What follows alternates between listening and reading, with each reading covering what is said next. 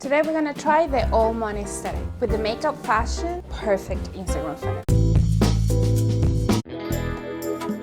Starting with the makeup. I made a curation of tutorials so we have a guide on what we're gonna be doing. There are 3 elements that are important for this makeup: the contouring, the eyebrows, and the lips. We're gonna do full coverage foundation. Okay, this looks a little crazy, but trust the process. This isn't one of those no makeup looks. We want a cut, like unachievable contour. A lot of the images that you're going to see on Pinterest are AI generated, so take this with a pinch of salt because we're not robots, so it's not gonna look exactly the same. I don't actually have a pen, but I do have a powder, so we're gonna do it with that.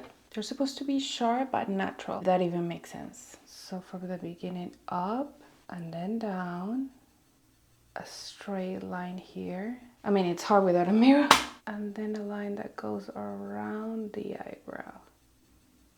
This is actually not bad at all. I think it's better than the pencil, but I don't know if I will like necessarily do this all the time. Like I can just like follow my eyebrow, but you know. And then I clean it up to make it a little bit sharper. Okay, listen to this of that glow. They look like they're just sweating in their Rolls Royce. I never really done this before, but I'm gonna take a powder and trust this woman on the internet. I mean, at least in real life, it looks really nice. This one actually is my own video, so we are just going to overline the lips. And gloss just in the middle. Very simple, very shiny, very rich. So now that this is done, we need to figure out an outfit. There are a couple of things that are very consistent in this aesthetic. A lot of neutrals, a lot of basic and simple clothes, but what it seems to be really good quality clothes.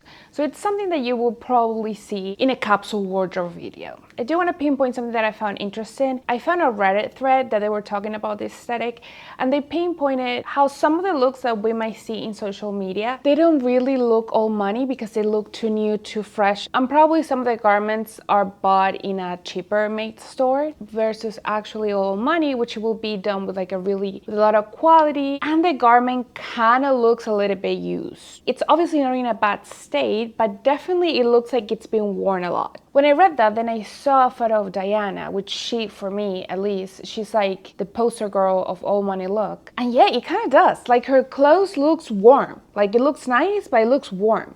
In comparison with this photo that looks a little bit more perfect. I don't know, this is just something that you probably want to keep in mind. I do want to clarify that it's for fun. And all money people, honestly, they don't necessarily wear this. They might just wear something that it's not that really fashionable. So with that said, I think I have an idea. So I'm gonna go for trousers. Very classic and very wide actually. I'm actually obsessed with this shirt. If Boden still has this, I'm gonna link it below. If they don't have it, they probably have something similar. I do think that the mix of colors and stuff with the all money aesthetic, it's not really a thing. I think this is more like a bunny aesthetic.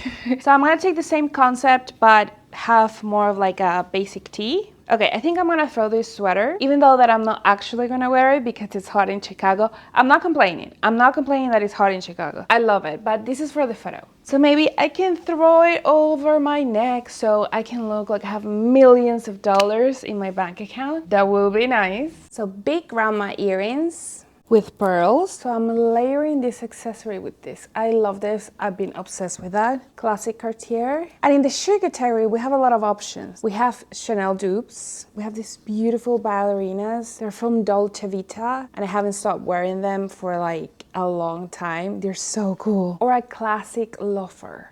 I think I'm gonna go for this. And this is how it's looking. Very quiet. Being honest, if I was wearing this, I would like to wear this bag, but these logos and stuff, it's not really the vibe for this particular aesthetic, even though that I think it's pretty quiet.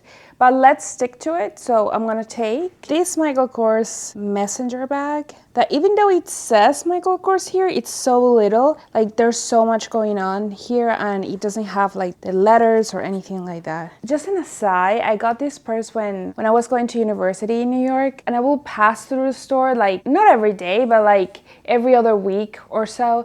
and we'll see this bag and be like, oh my god, it's so nice, but like it's just so pricey or whatever. After a couple months, maybe like 6 months later, they had a sale, but like this is the last one per sale, just take it, we don't really want it. And I'm like, dude, I've been looking at it for months, and I got it. I don't know, it's like one of those stories that it's like, oh my god, you know, like, I don't know, it's just like shopping weird shit. Okay, whatever. If you're enjoying this video, don't forget to subscribe and become part of the family. Well, let's take some photos. I saw that most of the photos have like a green background or something that it's kind of neutral. Maybe like a brick wall, and also I have to adjust because I live in Chicago. I'm gonna go to this little park and maybe we can get something with the greenery. So in your city, if you want to replicate something like this, might be something that you can do. Unfortunately, it was really windy in Chicago, so my tripod was playing games with me, and because of the grass was not stable enough, so I got pictures like this, which is a complete disaster. So to have a more stable ground, I decided to move locations. And guys, this is photography. You need to adapt of what's happening around you, you know, life. But let's see if we can make some portraits here. Actually, these spots end up being way better than the other one because I have actual concrete in front of me, so the tripod, it's not unstable. I do love the background. I'm next to a school. I do want to make it fast so it doesn't look weird, like, lady, like, what are you doing here? The most important thing in this particular case is to look a little bit effortless. So like making actions like looking into your bag or just like looking away. Looking away might feel more like they catch you actually taking the photo. But obviously when it comes to portraits, I personally like to mix it up because you can get like engaged portraits and looking away. But I wouldn't discard the looking away because it makes it look a little bit more effortless. And one thing that I actually like about this background is that it reminds me to my brother's university and my husband's university too, Notre Dame. So it has like a lot of greenery with a lot of brownish. So even though we can still see like a little bit of it, but I'm not mad at it because it looks like academia a little bit, so it's fine. Actually, this is nice. Like taking a little bit like time for me alone and just being creative and kind of looking at my neighborhood in a different way. It's nice. If you really enjoy photography and you want to learn more, you need to check out my new publication, Photogenic. I'm going to leave you the link in the description box. There's a free version and there's a pay version for subscribers. I mean, the cool thing that I like about it is that I'm able to bring the principles of photography and show you like new trends, new things to make it more relevant and interesting. So yeah, for like less than a cup of coffee a month, you're able to get a lot of fun stuff. The next spot, I normally take most of my outfit of the day photos here, and you're gonna see this wall a lot. First, I think like the color, it's perfect in the sense it's like it's neutral, but I personally really like stuff with personality, so it's not just like so bland. So I love this intricacy. So yeah, if you have something like that in your town, take advantage of it. But just go around, you'll be surprised when you're driving on your city, you'll be surprised how many things can be your background. Because it doesn't have to be like the whole freaking square, like the whole neighborhood. It just needs to be like a place where you kind of fit, and then there's so many ways you can do it. If you replicate any of these photos, tag me at BonnieRCM. Or you can send it by email and be featured in my next video at communications@BonnieRCM.